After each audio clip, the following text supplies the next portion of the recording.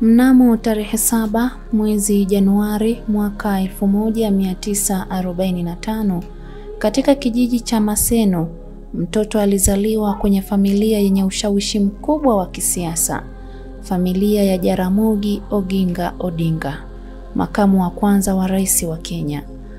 Mtoto huyo ambaye baadaye angejulikana kote nchini kwa majina kama Raila, Baba Agwambo au Tinga, angekuwa mmoja wa watu waliotikisa siasa za Kenya kwa zaidi ya nusu karne.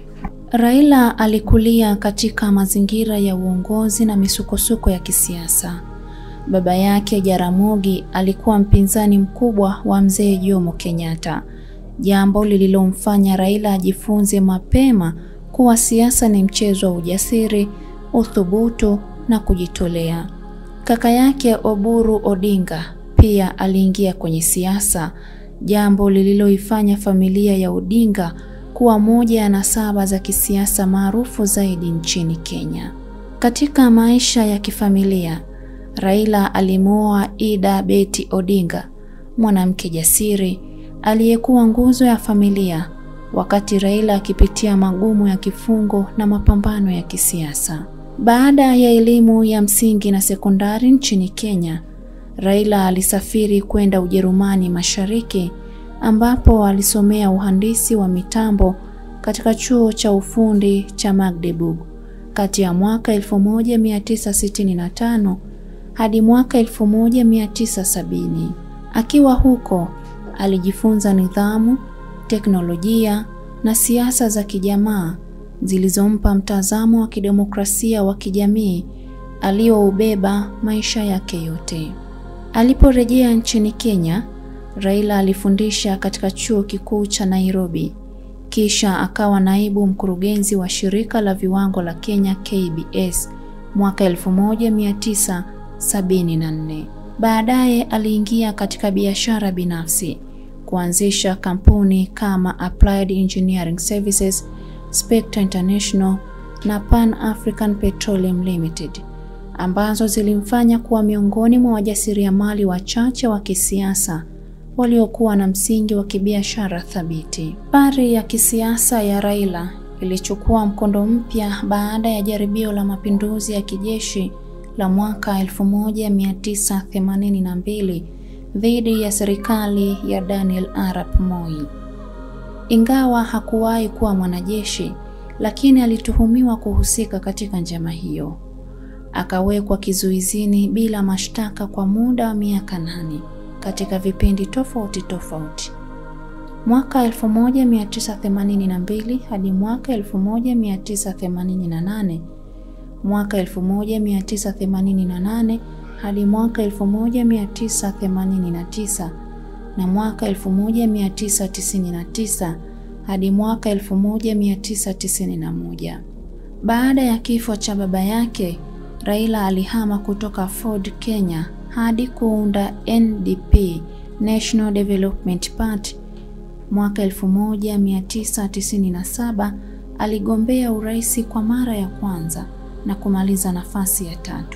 Ukaribu wake na Moi ulimfanya ajiunge na serikali kama waziri wa nishati mwaka 2001 hadi mwaka 2002, akijijengea sifa kama kiongozi mwenye uwezo wa kupanga na kubuni sera za maendeleo.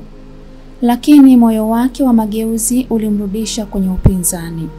Alipoona Moi akimpendelea Uhuru Kenyatta kama mrithi, Raila aliondoka KANU na kujiunga na wapinzani waliounda NARC, National Rainbow Coalition, mwaka 2002. Kauli yake maarufu Kibaki Tosha iligeuka wimbo wa matumaini kwa mamilioni ya Wakenya waliotamani mabadiliko. NARC ilishinda uchaguzi huo na Mwai Kibaki akawa rais, wakati Raila alipewa nafasi ya waziri wa barabara na kazi za umma. Ndoto za ushirikiano zilivunjika. Makubaliano ya awali kati ya Raila na Kibaki kwamba angekuwa waziri mkuu na serikali igawanywe kwa usawa hayakutekelezwa. Raila akiongoza kampeni ya chungwa Alipinga katiba ya mwaka 2005, akashinda kura ya maoni na kutimuliwa serikalini. Kutoka hapo akaanzisha ODM, yaani Orange Democratic Movement, chama kilichokuwa chombo cha mapinduzi mapya. Mwaka 2007, Raila aligombea urais dhidi ya Kibaki. Matokeo yaliyotangazwa yalizua utata mkubwa, yakipelekea machafuko ya kisiasa yaliyogharimu maisha ya zaidi ya watu 1000 na kuwalazimisha maelfu kuhama makazi yao. Kwa usuluhishi wa Kofi Annan, mwafaka wa kitaifa ulifikiwa, na mwaka 2008 Raila Odinga akawa waziri mkuu wa kwanza chini ya katiba ya mpito, akihudumu hadi mwaka 2013.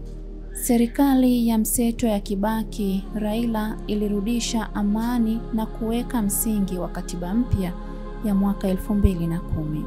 Baada ya mwaka 2013, Raila alibaki kuwa kiongozi wa upinzani mkuu nchini Kenya.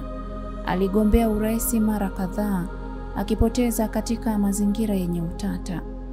Wafuasi wake waliendelea kumuona kama sauti ya haki, demokrasia na mageuzi. Na mwaka 2018 aliteuliwa kuwa mwakilishi maalum wa miundombinu barani Afrika chini ya Umoja wa Afrika AU, nafasi iliyomtambulisha kama kiongozi wa kikanda mwenye maono ya bara lililounganishwa kupitia barabara, reli na bandari.